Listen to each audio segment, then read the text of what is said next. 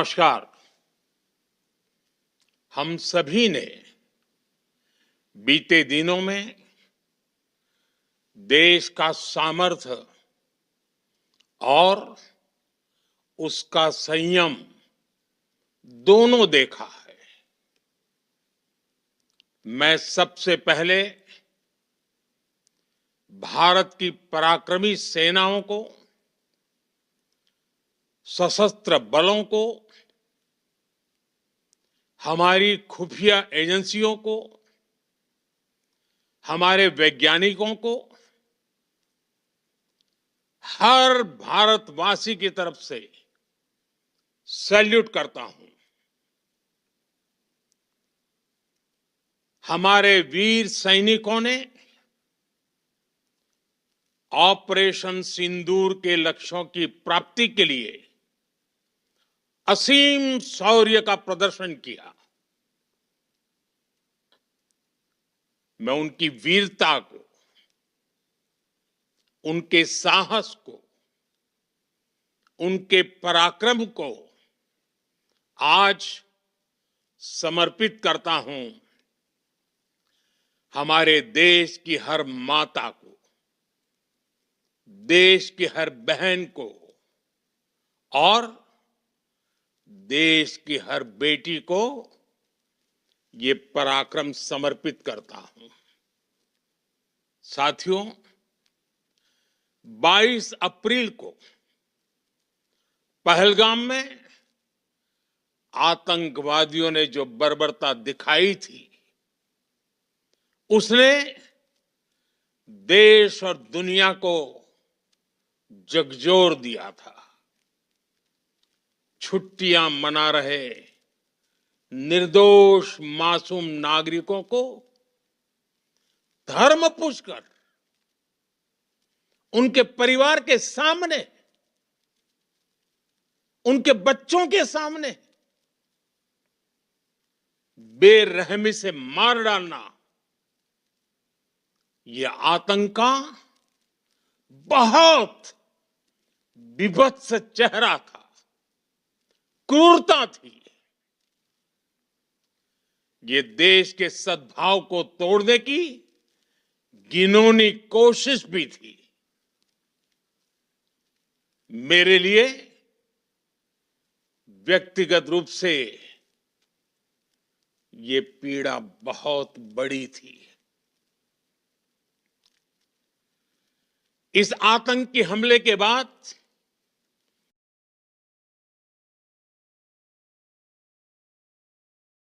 सारा राष्ट्र, हर नागरिक, हर समाज, हर वर्ग, हर राजनीतिक दल एक स्वर में आतंक के खिलाफ कड़ी कार्रवाई के लिए उठ खड़ा हुआ। हमने आतंकवादियों को मिट्टी में मिलाने के लिए भारत की सेनाओं को पूरी छूट दे दी और आज हर आतंकी, आतंक का हर संगठन जान चुका है कि हमारी बहनों बेटियों के माथे से सिंदूर हटाने का अंजाम क्या होता है। साथियों, ऑपरेशन सिंदूर ये सिर्फ नाम नहीं है, ये देश के कोटि कोटि लोगों की भावनाओं का प्रतिबिंब है। ऑपरेशन सिंदूर न्याय की अखंड प्रतिज्ञा है।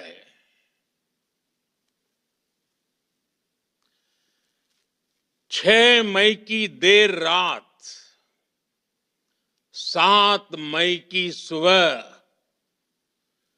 पूरी दुनिया ने इस प्रतिज्ञा को परिणाम में बदलते देखा है।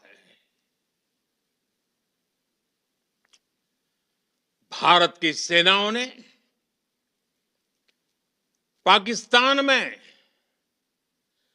आतंक के ठिकानों पर, उनके ट्रेनिंग सेंटर्स पर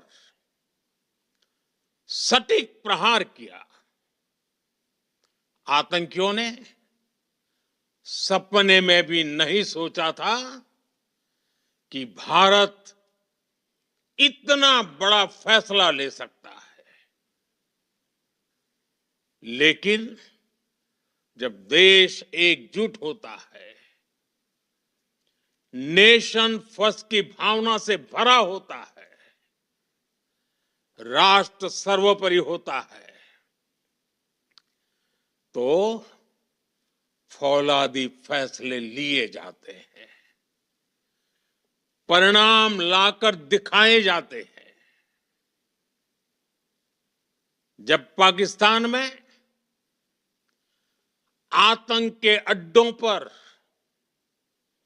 भारत की मिसाइलों ने हमला बोला, भारत के ड्रोन्स ने हमला बोला,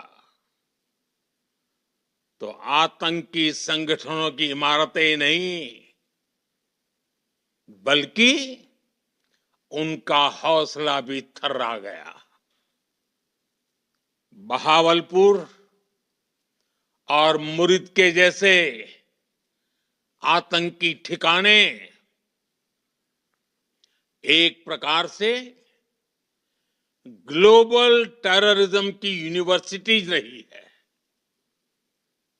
दुनिया में कहीं पर भी जो बड़े आतंकी हमले हुए हैं, चाहे 9/11 हो, चाहे लंदन ट्यूब बॉम्बिंग हो, या भारत में दशकों से जो बड़े बड़े आतंकी हमले हुए हैं, उन सब के तार कहीं ना कहीं आतंक के इन्हीं ठिकानों से जुड़ते रहे हैं। आतंकियों ने हमारी बहनों का सिंदूर उजाड़ा था, इसलिए भारत ने आतंक के ये हेडक्वार्टर्स उजाड़ दिए। भारत के इन हमलों में 100 से अधिक खूंखार आतंकवादियों को मौत के घाट उतारा गया है। आतंक के बहुत सारे आका बीते 2.5-3 दशकों से खुलेआम पाकिस्तान में घूम रहे थे, जो भारत के खिलाफ साजिशें करते थे। उन्हें भारत ने एक झटके में खत्म कर दिया। साथियों, भारत की इस कार्रवाई से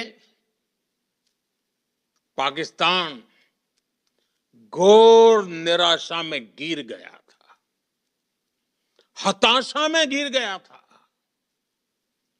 बौखला गया था। और इसी बौखलाहट में उसने एक और दुस्साहस किया। आतंक पर भारत की कार्रवाई का साथ देने के बजाय पाकिस्तान ने भारत पर ही हमला करना शुरू कर दिया। पाकिस्तान ने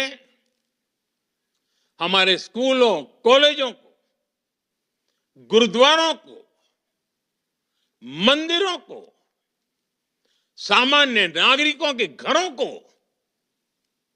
निशाना बनाया। पाकिस्तान ने हमारे सैन्य ठिकानों को निशाना बनाया। लेकिन इसमें भी पाकिस्तान खुद बेनकाब हो गया। दुनिया ने देखा कि कैसे पाकिस्तान के ड्रोन्स, पाकिस्तान की मिसाइलें भारत के सामने तिनके की तरह बिखर गई। भारत के सशक्त एयर डिफेंस सिस्टम ने उन्हें आसमान में ही नष्ट कर दिया। पाकिस्तान की तैयारी सीमा पर वार की थी, लेकिन भारत ने पाकिस्तान के सीने पर वार कर दिया। भारत के ड्रोन्स, भारत की मिसाइलों ने सटीकता के साथ हमला किया। पाकिस्तानी वायुसेना के उन एयरबेस को नुकसान पहुंचाया, जिस पर पाकिस्तान को बहुत घमंड था। भारत ने पहले 3 दिनों में ही पाकिस्तान को इतना तबाह कर दिया जिसका उसे अंदाजा भी नहीं था। इसलिए भारत की आक्रामक कार्रवाई के बाद पाकिस्तान बचने के रास्ते खोजने लगा। पाकिस्तान दुनिया भर में तनाव कम करने के लिए गुहार लगा रहा था और बुरी तरह पीटने के बाद इसी मजबूरी में 10 मई की दोपहर को पाकिस्तानी सेना ने हमारे डीजीएमओ को संपर्क किया। तब तक हम आतंकवाद के इंफ्रास्ट्रक्चर को बड़े पैमाने पर तबाह कर चुके थे। आतंकियों को मौत के घाट उतार दिया गया था। पाकिस्तान के सीने में बसाए गए आतंक के अड्डों को हमने खंडहर बना दिया था। इसलिए जब पाकिस्तान की तरफ से गुहार लगाई गई, पाकिस्तान की तरफ से जब ये कहा गया कि उसकी ओर से आगे कोई आतंकी गतिविधि और सैन्य दुस्साहस नहीं दिखाया जाएगा, तो भारत ने भी उस पर विचार किया। और मैं फिर दोहरा रहा हूं, हमने पाकिस्तान के आतंकी और सैन्य ठिकानों पर अपनी जवाबी कार्रवाई को अभी सिर्फ स्थगित किया है। आने वाले दिनों में हम पाकिस्तान के हर कदम को इस कसौटी पर मापेंगे कि वो क्या रवैया अपनाता है। साथियों, भारत की तीनों सेनाएं, हमारी एयरफोर्स, हमारी आर्मी और हमारी नेवी,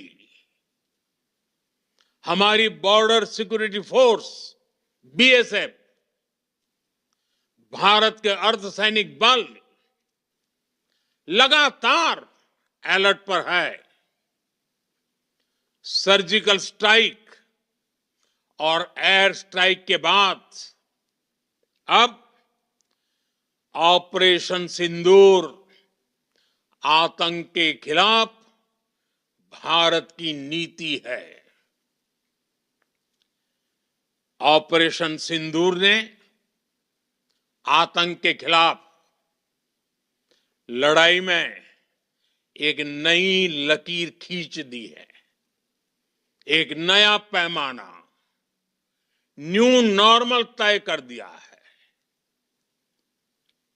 पहला, भारत पर आतंकी हमला हुआ तो मुंह तोड़ जवाब दिया जाएगा। हम अपने तरीके से, अपनी शर्तों पर जवाब देकर रहेंगे।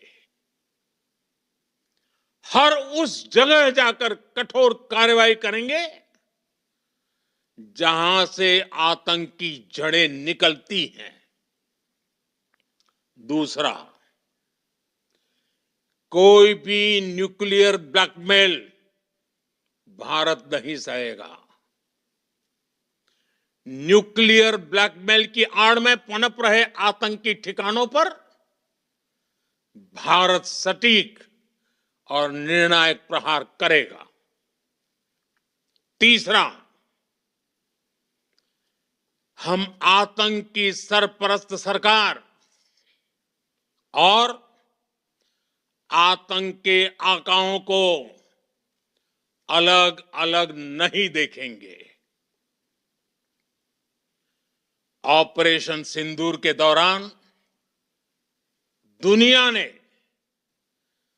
पाकिस्तान का वो घिनौना सच फिर देखा है, जब मारे गए आतंकियों को विदाई देने पाकिस्तानी सेना के बड़े बड़े अफसर उमड़ पड़े। स्टेट स्पॉन्सर्ड टेररिज्म का ये बहुत बड़ा सबूत है। हम भारत और अपने नागरिकों को किसी भी खतरे से बचाने के लिए लगातार निर्णायक कदम उठाते रहेंगे। साथियों, युद्ध के मैदान पर हमने हर बार पाकिस्तान को धूल चटाई है और इस बार ऑपरेशन सिंदूर ने नया आयाम जोड़ा है। हमने रेगिस्तानों और पहाड़ों में अपनी क्षमता का शानदार प्रदर्शन किया और साथ ही न्यू एज वॉरफेयर में भी अपनी श्रेष्ठता सिद्ध की। इस ऑपरेशन के दौरान हमारे मेड इन इंडिया हथियारों की प्रामाणिकता सिद्ध हुई। आज दुनिया देख रही है 21वीं सदी के वॉरफेयर में made in India defence equipments, इसका समय आ चुका है। साथियों, हर प्रकार के आतंकवाद के खिलाफ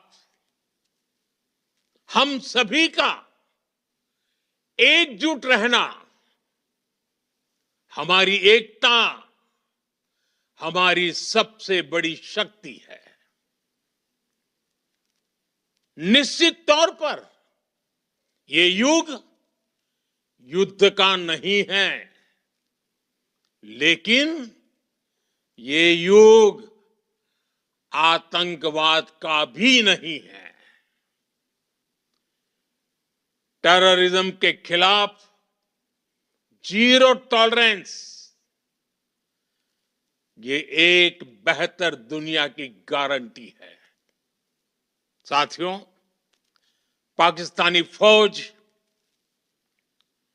पाकिस्तान की सरकार जिस तरह आतंकवाद को खाद पानी दे रहे हैं, वो एक दिन पाकिस्तान को ही समाप्त कर देगा। पाकिस्तान को अगर बचना है तो उसे अपने टेरर इंफ्रास्ट्रक्चर का सफाया करना ही होगा। इसके अलावा शांति का कोई रास्ता नहीं है। भारत का मत एकदम स्पष्ट है। टेरर और टॉक एक साथ नहीं हो सकते। टेरर और ट्रेड एक साथ नहीं चल सकते और पानी और खून भी एक साथ नहीं बह सकता। मैं आज विश्व समुदाय को भी कहूंगा, हमारी घोषित नीति रही है अगर पाकिस्तान से बात होगी तो टेररिज्म पर ही होगी। अगर पाकिस्तान से बात होगी तो पाक ऑक्युपाइड कश्मीर पीओके उस पर ही होगी। प्रिय देशवासियों, आज बुद्ध पूर्णिमा है। भगवान बुद्ध ने हमें शांति का रास्ता दिखाया है। शांति का मार्ग भी शक्ति से होकर जाता है।